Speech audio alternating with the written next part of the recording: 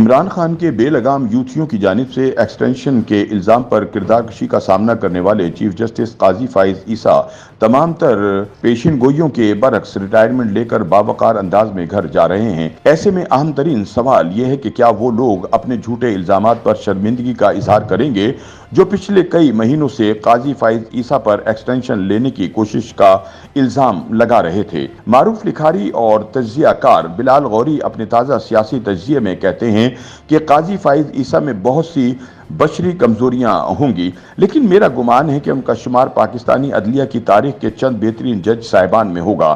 آپ مجھ سے اختلاف کر سکتے ہیں، مگر پہلے مجھے دلائل پیش کرنے کی اجازت دیجیے۔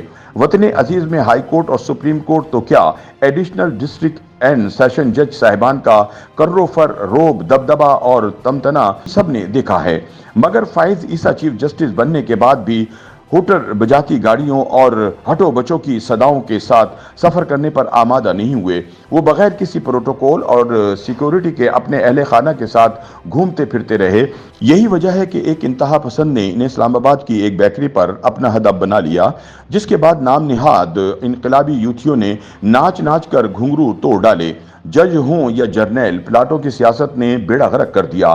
اعلیٰ عدلیہ میں منصف کی مسند پر براجمان اصحاب کیسے قانونی اور غیر قانونی طریقے سے پلاٹ الاٹ کرواتے ہیں، یہ تفصیل بتانے کی ضرورت نہیں، مگر فائز عیسیٰ نے نہ صرف اپنے حصے کا پلاٹ لینے سے انکار کر دیا بلکہ اپنے آبائی زمین بھی وقف کر دی۔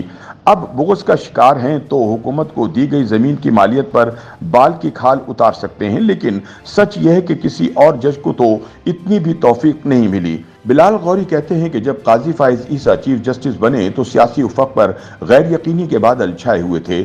ان کے پیش رو جسٹس عمر عطا بندیال الیکشن کروانے بارے سپریم کورٹ کے حکم پر عمل درآمد کروانے میں ناکام رہے۔ اگر فائز عیسیٰ غیر لچکدار رویہ اختیار نہ کرتے تو شاید 8 فروری 2024 کو عام انتخابات کا انعقاد ممکن نہ ہوتا۔ فائز عیسیٰ کے چیف جسٹس بننے سے پہلے کئی اہم ترین مقدمات زیر التوا تھے۔ کئی چیف جسٹس آئے اور چلے گئے، لیکن ان مقدمات کو سماعت کے لیے مقرر کرنے کی ہمت نہیں کر پائے۔ مثال کے طور پر ذوالفقار علی بھٹو کے جوڈیشل مرڈر ایک تاریخی زیادتی تسلیم کر لی اور یہ طے ہو گیا کہ انہیں غلط پھانسی دی گئی۔ اسلام آباد ہائی کورٹ کے جسٹس شوکت عزیز صدیقی کی برطرفی کا معاملہ ہو، فیض آباد دھرنا نظر ثانی درخواستیں ہوں، supreme court practice and procedure act کو کالعدم قرار دینے پر دائر کی گئی ریویو پیٹیشن ہو، یا آئین کے آرٹیکل 63A کو اثر نو لکھنے کے خلاف دائر نظر ثانی درخواست، فائز عیسیٰ نے ان سب کیسز کو منطقی انجام تک پہنچایا۔ بلال غوری کہتے ہیں کہ supreme court practice and procedure act کا معاملہ ہو یا پھر مخصوص نشستوں کا کیس، ہم خیال بینچ بنا کر مرضی کے فیصلے کرائے جا سکتے تھے۔ ماضی میں یہ سب کچھ ہوتا رہا ہے، مگر قاضی فائز عیسیٰ نے دونوں بار سپریم کورٹ کے تمام دستیاب جج صاحبان پر مشتمل فل کورٹ بینچ تشکیل دیے۔ وہ چاہتے تو اپنے اختیارات پر سمجھوتہ نہ کرتے ہوئے کہہ سکتے تھے کہ چیف جسٹس ہی ماسٹر آف روسٹر ہوتا ہے اور پارلیمنٹ کو عدلیہ سے متعلق قانون سازی کرنے کا کوئی حق نہیں، لیکن جس طرح صدر آصف زرداری نے اپنے گزشتہ دور حکومت میں اختیارات سرنڈر کر کے پارلیمنٹ کو دیے تھے، اسی طرح فائز عیسیٰ نے مقدمات کو سماعت کے لیے مقرر کرنے اور بینچ تشکیل دینے کا اختیار 3 رکنی کمیٹی کو دے دیا۔ بلال غوری کے مطابق 2 مواقع پر مجھے لگا کہ قاضی نے کمزوری کا مظاہرہ کیا ہے۔ ایک تو مبارک ثانی کیس میں سرنڈر کیا گیا۔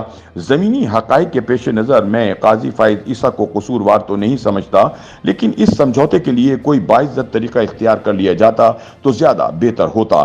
اس کے علاوہ مخصوص نشستوں کے مقدمے میں پی ٹی آئی سے بلے کا نشان واپس لینے کے فیصلے پر نظر ثانی درخواستوں کی سماعت کے دوران بھی قاضی فائز عیسیٰ دفاعی پوزیشن پر نظر آئے اور یہ تعویل پیش کی گئی کہ الیکشن کمیشن نے فیصلے کی غلط تشریح کی۔ میرے خیال میں یہ وضاحت پیش کرنے کی قطعاً کوئی ضرورت نہیں تھی۔ آخری بات یہ ہے کہ قاضی تو جا رہا ہے، مگر سوال یہ ہے کہ کیا اسلام آباد کے وہ چند مخصوص کورٹ رپورٹرز اپنے کیے پر نادم ہو کر شرمندگی کا اظہار کریں گے، جن کا دعویٰ تھا کہ قاضی سب کچھ ایکسٹینشن لینے کے لیے کر رہا ہے۔ YouTube پر گوگلی نیوز دیکھنے کے لیے youtube.com کی سرچ بار میں googly news T V type کریں۔ گوگلی نیوز کے پیج پر سرخ رنگ کے سبسکرپشن والے بٹن پر کلک کرنا نہ بھولیے۔ YouTube پیج پر اپلوڈ ہونے والی ویڈیوز سے باخبر رہنے کے لیے بیل آئیکن پر کلک کیجیے۔ آپ کو ہر نئی ویڈیو کے بارے میں نوٹیفیکیشن موصول ہو جائے گا۔